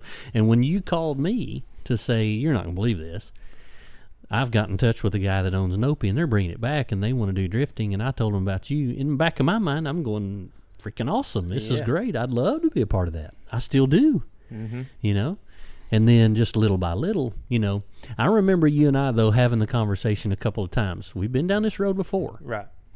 So let's pay close attention. Let's go as far as it'll go. But if the bottom drops out and it's all fake and it's not real, we're just going to laugh about it and walk away because we've been here before and we're already skeptical about it, even though we were in. Mm-hmm. And if it had turned out to be real, we'd have been in 100%. Oh yeah. I was pumped. I was ready to go. Yeah. I mean, I was definitely proving myself to him that I would work. I'd do whatever. I mean, we went to PRI. Yeah, Let's we go went there. to PRI. So, there were times when I was having some doubts, but there would be something that would maybe make it seem more legit, and I'd be like, okay, well, maybe we're all right here. So 'cause PRI was one of those things. I mean, we took the car to Indy. Yep. And I came up there. we were walking around PRI with all of our Nopey gear that was really nice, and telling everybody Nopey's coming back, handing out flyer, and we're advertising this big after party that he always puts on. Yep, following him around, and he did. He was able to talk to a lot of people. We talked to some Street Outlaws guys. Yeah, he was he had his connections in the drift world. We got to give him that. Yeah, but that's about all he had. Yeah, in the drag racing world. Yeah, we. I mean, drag racing world. Yeah, he had his connections in the drag racing world. So, but that's it. I'm kind of paying attention to how people act around him, and I don't know. He's known to throw that big party, and all these Street Outlaws guys like to go to and have a good time at that after party. Whether it's called, it used to be a Cadillac party, Cadillac. I see. Cadillac Performance, Cadillac High Performance, and Cadillac Global. I see. Then it was Nopey. Just last year. Yeah, this last year. So yeah, people showed up. Street Outlaws guys showed up. I stayed outside of the bar most of the night with the car, talking to people and meeting people and having great conversations. And, I kind of left there feeling pretty good, pretty pumped. I did too. I was there and I watched a couple of things go down that I thought were a little weird, but they honestly didn't have anything to do with him. They had to do with our buddy here in town. But I thought the same thing. I thought this still has the opportunity. The only weird thing was, so I don't know how much you know about, I did a lot of work for him to make all this stuff. So in a short amount of time. In a very short amount of time. I made thousands of stickers. I went over there a couple of times and y'all were working hard. It seemed like a stressful situation. It was because it was a short deadline but I was totally willing to do it because I wanted to be a part of it. Right. And he took full advantage of that. So I made a bunch of stickers that he didn't even ask me to make. I went above and beyond, like I do, to make a lot of really cool stuff because he had he was telling us that his wife owned Girly Girl too. And all that. So I was making Girly Girl stickers. I was making Dopey stickers. I was making a bunch of stuff, and I made a bunch of stuff. Those banners and our little guys standing out. Oh gosh, how many banners we got? We didn't even get a chance to put them up, but several banners for to point people in the right direction to get them in the right spot. Okay. I mean, a bunch of stuff. So yeah, I was pumped too. I was ready to go. I know. I'm just. Enough time's gone by. I'm getting over it, but I was devastated. It hurt me pretty bad too, just because I don't appreciate being lied to. I don't appreciate having to spend 2 hours on the damn phone talking about how great he was, and not talking much about what we can do and how we can make his show good. And what I basically figured out is that he didn't have any idea how to do it. He never hosted a show in his life. He didn't know anything about doing a car show or doing anything like that. He was telling me that there was this other guy that was trying to keep them from using the name, and it was the old man that, it was Mark and Mike that owned it originally, and it was their dad that still owns it. Yes, Mr. William, I think. Mr. William, yes, sir. And his caretaker or something had a boyfriend that was trying to make a big stink. Well, I don't believe any of that anymore. I don't have a reason to believe anything that he ever says anymore. But he said he owned all the rights to it. Well, yeah, he'd bought all the rights. He had permission to use everything, and then just all of a sudden, one day, we can't use it anymore. They're not going to let us. And he tried to blame that on the radio show. You remember? Right. And my suggestion was, okay, if the radio show's the problem, because we've spent how many hours did we spend of our life on the radio, or recording for that show? Because y'all did it every night. Every night. It wasn't like my little show here that's once a week. It took. With bright, look at that look on her face. I think that's why I still look exhausted. I'm still trying to recover from all that lost sleep. Yeah. Well, I have to be at work at 7 a.m, and then when I come home, I work on cars at home. Yeah. I got customers' cars I got to deal with. Now all of a sudden, I'm doing a radio show. Yeah. And we have a guest on 2-3 nights a week. Yeah. While I'm having to do research on this guest to make sure I ask good questions. Because it's drag racing. Yeah, it's drag racing. I don't know anything about drag racing. We're drifters. Right. So, yeah, it was a lot. I mean, you got to think, and I got 3 kids, and it's taking time away from the family and everything else. Not just the radio, all the hours I've spent on the phone with him. Oh, God. And then meetings with other people, like vendors or just whatever, a racetrack owner, just anything you can think of, just trying to help and assist any way I can to get this thing up and going. And Shaylin Horton says, I miss doing the show with y'all though. Hey Shaylin, we saw you were commenting a couple of times.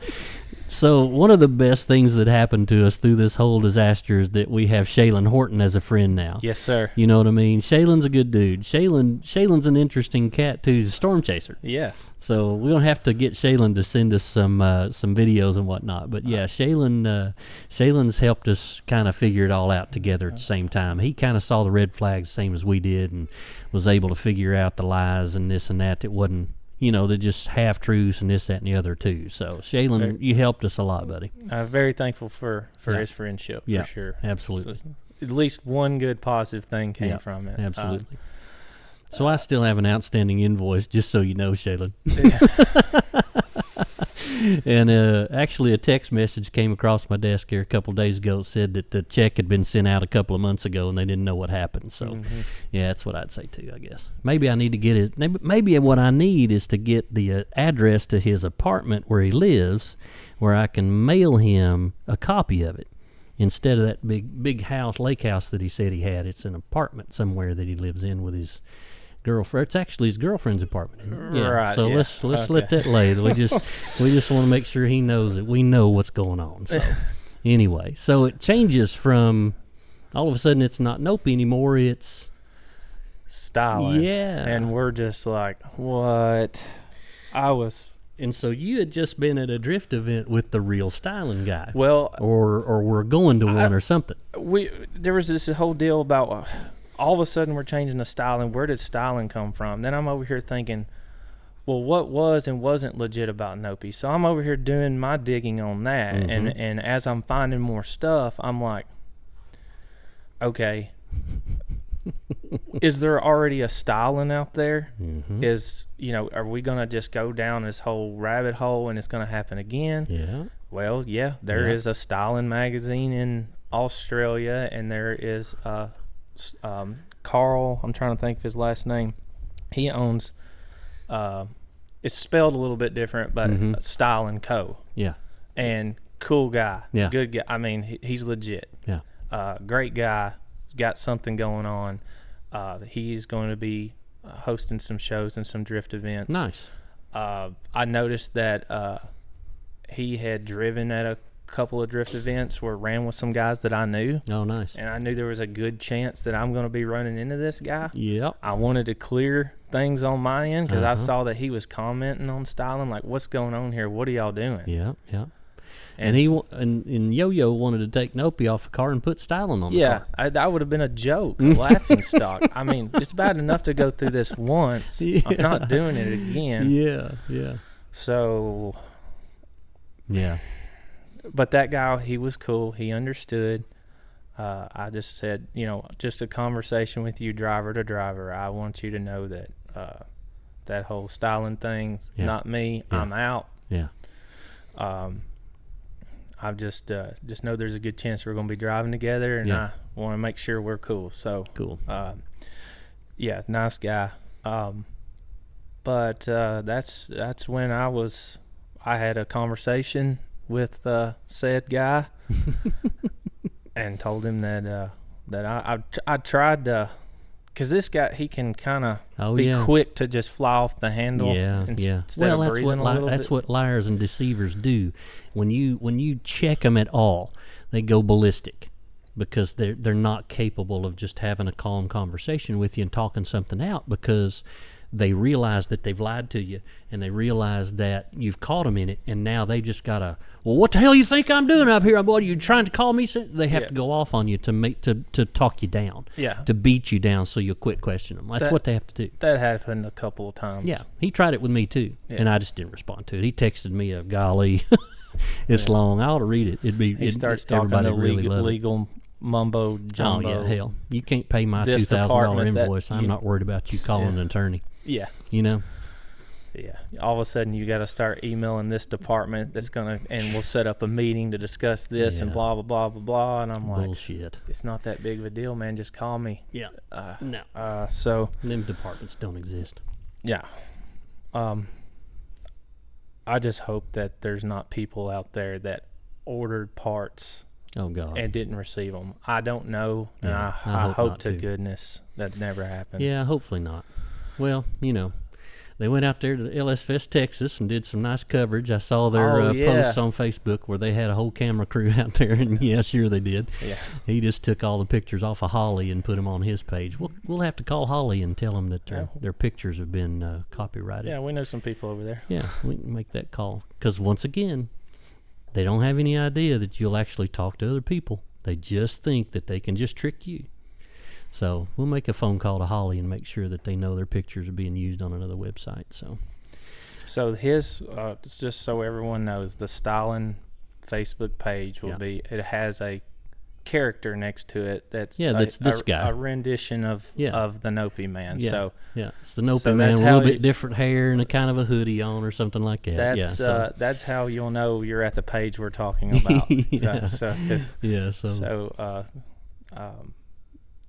Anything that's coming from there, you're probably not. It's probably not going to happen. Probably not going to happen. Probably not true if there's any coverage showing that you're seeing, because they don't know how to do any of that stuff anyway. All right, guys, that's segment 4. That was a blast, wasn't it?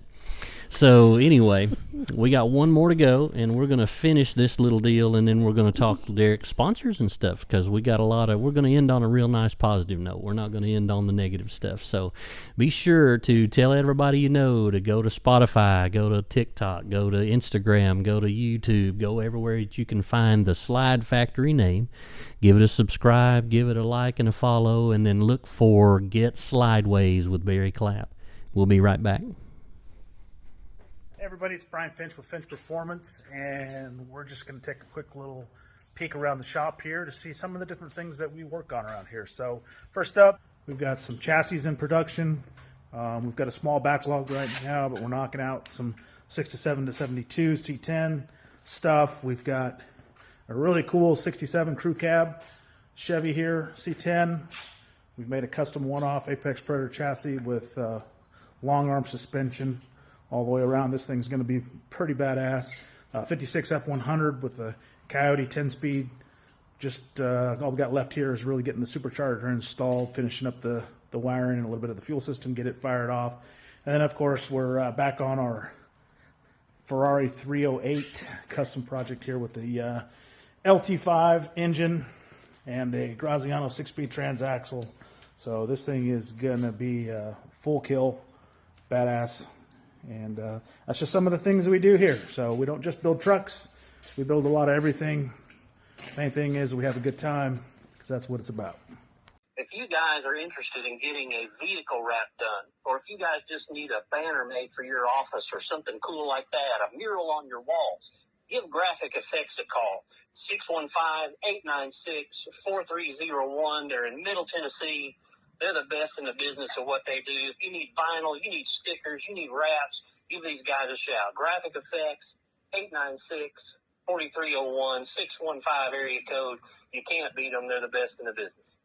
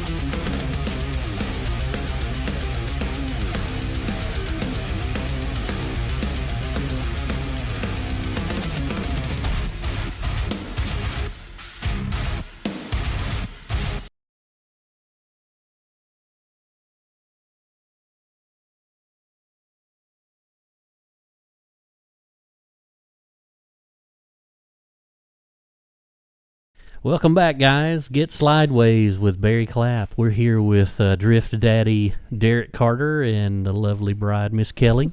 So tell me, right out of the gate, where'd the Drift Daddy name come from? Oh, all right. Right out of the gate. Let's hear it. All right. So it all started as a joke. Okay. Yeah. Well, if you've seen our pit, Yeah. there's always kids running around the trailer, right? Yeah. So, I've got 3 kids. Crazy and then, of course, carts and everything going. my and- niece and nephew, and then they might bring friends. There's always just a group of kids around the trailer. So, it was kind of like, you're the Drift Dad. There's a dad over here drifting. Yeah. So then I forget which buddy of mine said something about Drift Daddy, and it just Drift stuck. Daddy. It just stuck. So, Drift Daddy. Drift Mama and Drift Daddy. yeah. Team Mama. I love it. Is he a good daddy? Oh, he's a great daddy. Daddy. Daddy, daddy, daddy. Yep. Your kids are wild Indians. Yeah. Like it's amazing how they're fearless, completely fearless, tough as nails. I love it. I love watching them ride their dirt bikes at 100 miles an hour, and I mean, oh my gosh. I might have me a couple of drifters. You certainly will. You Yeah. might have more than that. Yeah. And your oldest is he out of high school? Is he about to just graduate? graduated. Just graduated. Super proud of him. See, I just met Great him. kid. I remember him Yeah. barely up to your shoulder, I and now know. he towers over both of you, don't he? Yeah. He's a great baseball player. And Nice. yeah, he's a good kid. I'm blessed. I've got a great family. Well, and I like the way I used to watch him play with the middle one, and be gentle with him, but play with him, but not be the typical big brother, push him down, make him cry, that kind of thing. Of course, you probably can't make that kid cry. He's tough as nails, isn't he? And I thought the littlest, he's 3 now. I thought, he won't be as bad as Kai. Is he gonna be? He's gonna be worse. Get ready. Oh boy. He's already getting good on a crazy cart. Kai is nuts on one. Can make a crazy cart do anything. And Briggs is 3, and he's getting pretty good at it. Oh, So- they had a little drift or a crazy kart course at at Texas. Texas. Oh, nice. And during his, Well, while I was doing battles, Yeah. they had that Megatron, so Yeah. Kai could see it. He's over there riding crazy carts. Well, he paid to ride one time, and he was so good. They were like, just stay over here and ride with us. You don't even have to pay. Oh, and nice. he ended up becoming buddies with them all and riding Nice. crazy carts all night. And it's like, Nice. there's my dad up there on the screen.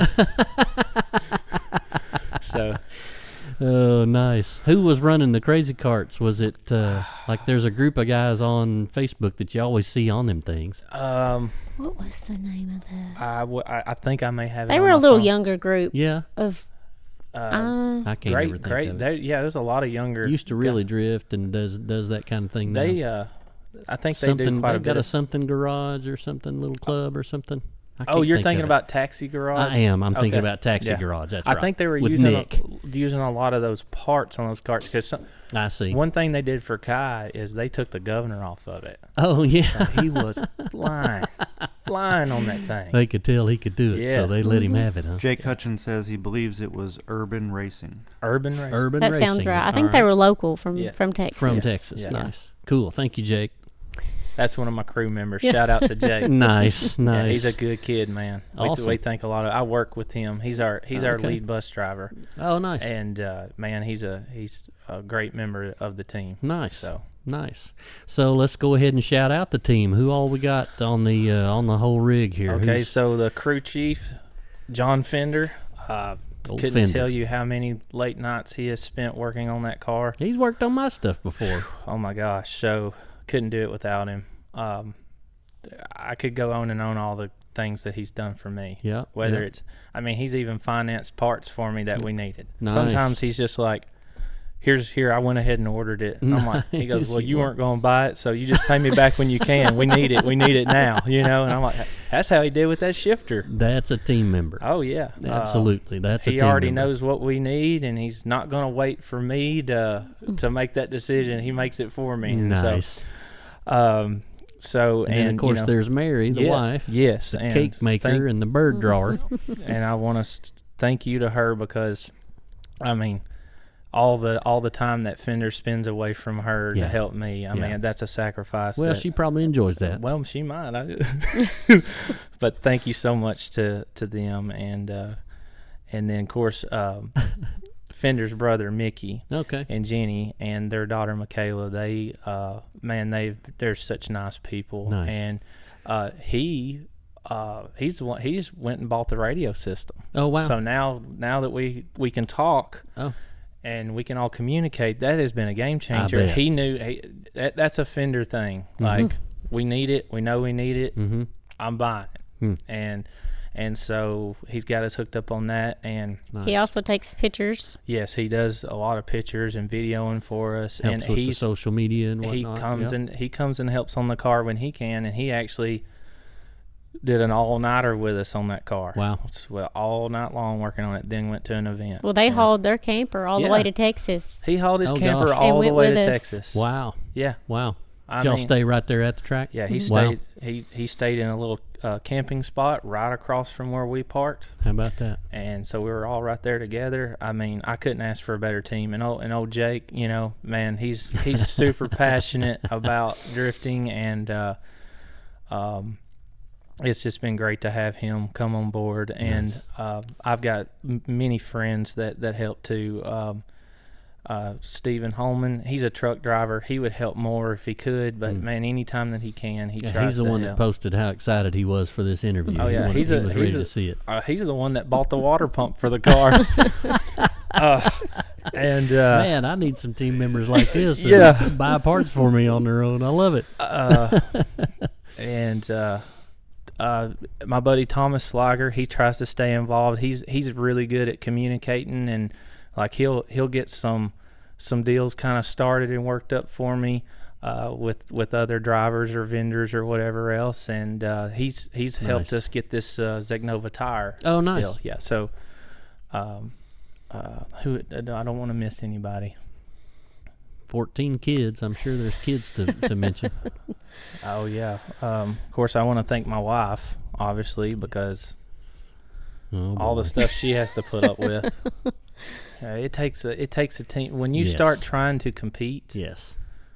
man, it takes a team of people. You Yes. can't do it by yourself. Absolutely not. And I've got the best team that you could have. Support is big. It is Having the big. support behind you to be able to take the time to do it and to not turn on you for not, doing something else or something. Yeah, that's big. That's big Yeah. to have that support. It is. Good for you. Good for you, Kelly. Oh, thanks.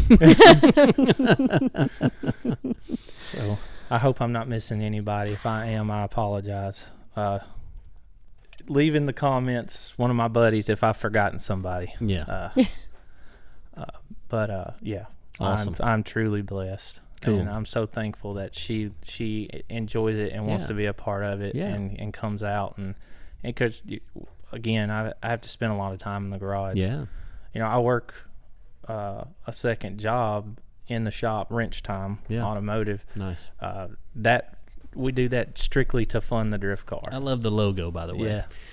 The boxed in and open in wrench has the wheels of the 240. That's I beautiful. think that was, yeah. It's a great little logo. So we, you gotta put in the time. That's right. It So is. let's bounce off these sponsors here. So who all we got on there? I see LS Acceleration. Yes. So shout out to the guys over there, Derek Scott, Mark, Zach. Derek Scott and them. They've been so good to us. I've been working on LS engines for years. I've been buying parts from them probably pushing 8 years now. Nice. Great company, good people, nice people, very informative about what they're selling. Just parts or machine work, or what do they do? Well, they sell anything you want for an LS engine or an LT engine. Okay. I mean, if they don't have it, they'll get it for you. I got you. And Derek's really good. Like if you're into wanting some custom grind cam, he's very knowledgeable. nice.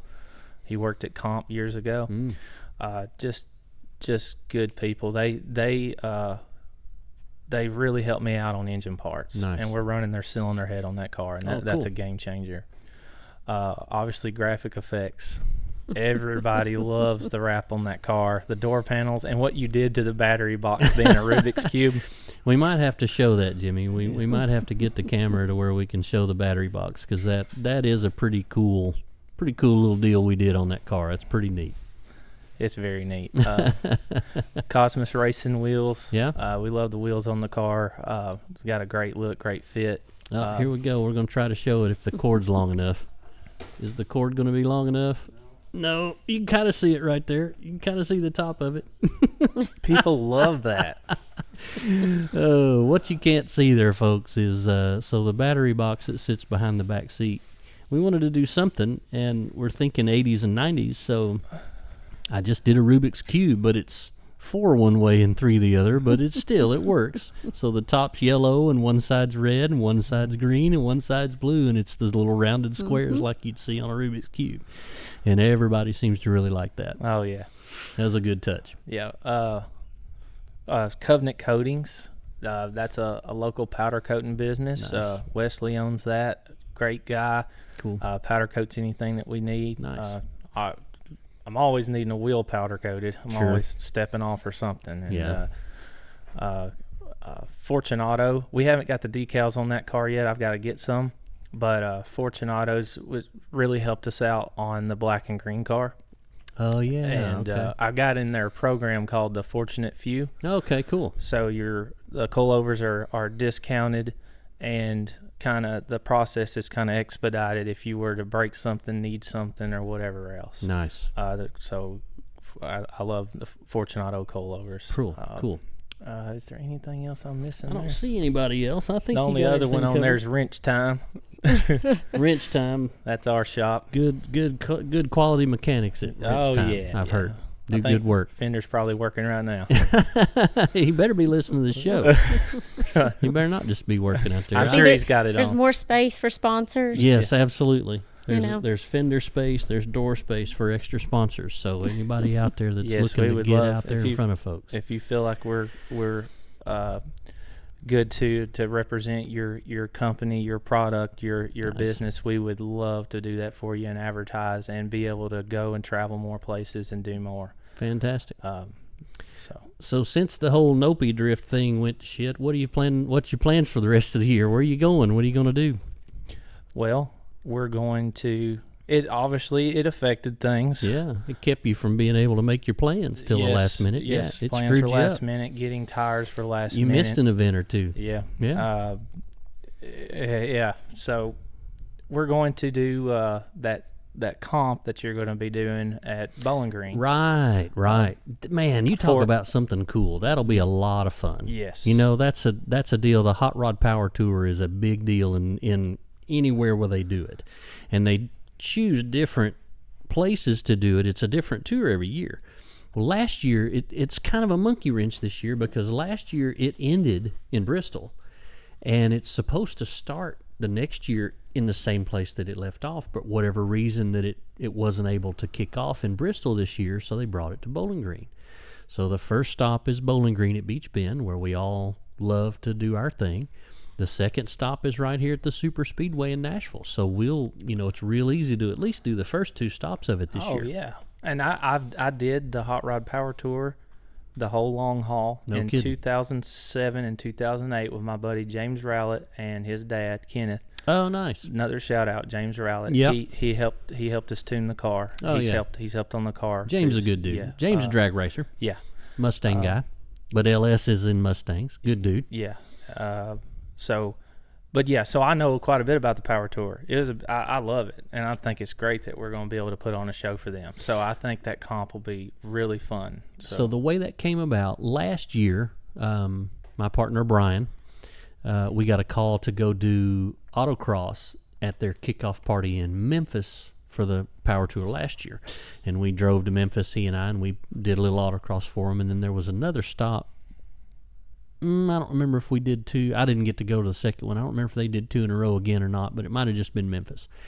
And they loved it so much the way we did it that this year they were like, well, we definitely want you guys to do that for us every year. Because everywhere they go, they can't do something like that. Sometimes it's just in a big parking lot and there's no way to have any motorsport. But if they do make a stop where there can be maybe some drag racing or a start and stop challenge or something fun for the people that attend the show, because anybody that's registered for the Power Tour can participate in the autocross. I mean, we lined up I don't know how many people, and we'd even get in with them and drive them and help instruct them and have a good time, make it a really cool show, Yeah. But this year, Motor Trend came along and said, it'd be cool. You guys do drifting too, right? And we're like, yeah. And he said, it'd be cool if we could do like maybe at the end of the show, like from 4 to 6 or maybe a little longer. We'll see if we can stretch it a little bit. Be cool if we could do some kind of a drift exhibition. And Brian calls me and tells me that. And my first thing is, well, let's get 16 heavy hitter cars and do a full-blown competition and blow their minds. Yeah. And Brian's like, I don't care what you do, as long as it makes a lot of noise and a lot of smoke, so we can really put on a good show for them. So that's what I did. We put out that little post there a couple of days ago, and so anybody out there that'd be interested in doing that, we still have some slots open. Send me an email, racedaygraphics@comcast.net. Send me an email with some pictures of your car and a little bit of a bio about yourself, and I'm going to handpick the top 16 people. What are we, raining? Yeah. Yep. Yeah. These microphones pick up everything. It's about to pour the rain in here. Oh my gosh. It's going to go nuts. So anyway, we might have to talk a little louder. But yeah, that's going to be a good show. So you're in on that? Yes, you're going to come do that with us? Yes, sir. We're going to do that. And NCM. Yeah. Oh, yeah, 2 days before that. Yes. So we're planning on doing that. We're going to do that comp. And obviously, lsfest East. Yes. That's in September. Gotcha. So far, that's the only thing that's on our schedule. So we're going to be looking around and find something else to hit up. Cool. So that would be the Bluegrass Bash at NCM on June 8th. And then the Hot Rod Power Tour kickoff is that Monday, June 10th. So it's 2 days apart. You're going to have plenty of Zinc Nova tires for that? Yes, hopefully we'll still have some. And anyone that is thinking about trying those tires, now that I have some feedback on them and I've tried them, hands down, best tire I've ever been on. No kidding. They're everything that the rave, that it's everything they say it is. No kidding. They last, tons of grip, and I'm through Wrench Time, we're actually a dealer for them. Oh, nice. So if there's anybody that wants to get some or having trouble getting them, if they want to go through us, you can contact me, message me on Instagram or whatever else, and I'll hook you up. Gotcha. Yeah, that'd be cool. So, yeah, you just went to lsfest Texas, big, fast track. Yeah. And they lasted, and they... Well, if you take time to watch those runs, I could probably do 10 to 12 laps like that. No kidding. And the tire does not change until there's nothing left. It No doesn't kidding. matter how hot it is, nothing. It just Wow. all kinds side bite. If you're into that, it's an angry tire. We went to Bristol East 10 and made it. It was at the end of the day, so it was just lap after lap after lap after Wow. lap. I just didn't seem like I even stopped, and I think we had 18 passes on 2 of them. No kidding. But it's been a game changer, and I think, if I'm not mistaken, at lsfest Texas, 2nd place, 3rd place, 4th place, and 5th place were all on Zeknofis. No kidding. So, random 235 or 255, 35, what's the price point on those tires if somebody wants to get some from you? I don't have that list in front of me. If I'm not mistaken, I think it's like $125 a tire, That's something not like bad. that. For a tire that'll last that long, that's not bad at all. It's worth spending just a little bit more for it. Trust me. Just because it stays stays consistent the whole time. Yeah, it does. It lasts that long. Fantastic. I'm really excited about that, and that helped us get that car where it will go down a straightaway and actually have forward momentum and not just blot the tires off. Yeah, so it had good forward bite too. Good forward grip. Bite. Yeah. That's a hard thing to do, I would imagine, to get good grip as well as long life. Yeah. Without it turning greasy and getting inconsistent. That's a hard trio of things to happen on a tire like that when we're beating on them so bad. And that's what I'm running on that car is a 255. Nice. I mean, you can get a lot of guys run 265s, but Right. that car, you got to drive it angry with a 255. So Wow. No kidding. yeah, Cool. That's good to know. That's good to know. I can't wait till you get to try them. Yeah, no, I need to. I want your feedback. I've got some, but I've literally not. My vet's down. I'm about to get it back, but maybe I'll have it. I should have it at the Bluegrass Bash. Yeah. So I've got some people wanting to ride with me and experience that downhill run down into that sinkhole they got anyway. Oh, yeah. So I'm gonna try my best to have that car. Maybe even with a new look, we'll see what happens. Well, Cool. I got run all over at the Super Speedway at the end of last year, so it busted a quarter panel and had to do a little body work. So I pulled the wrap off of it too, and we're gonna start from scratch. So we'll see. I'm sure it'll look good, whatever you do. Well, it was bright and shiny. Maybe this time we'll go the dark side. We'll see what Okay. happens. Listen, guys, we're out of time. I appreciate y'all coming. Anything else to say, Miss Kelly? It's been fun. Good. You had plenty of radio experience. So Oh, yeah. leading into this, Oh, so yeah. Tons of hours. So, wasn't too bad. anytime you want us back on, just let us know. I love it. We'll definitely be able to come back and hit a few more things. So this won't be the last time. So guys, that's it for tonight. Be sure to hit subscribe on Spotify, YouTube, Instagram, TikTok. Give us some follows. It's Slide Factory will be the pages, and then the show, of course, on Spotify under. I guess you got to go under podcasts, and then it's Get Slydewayz with me, Barry Clapp. We'll see you next week.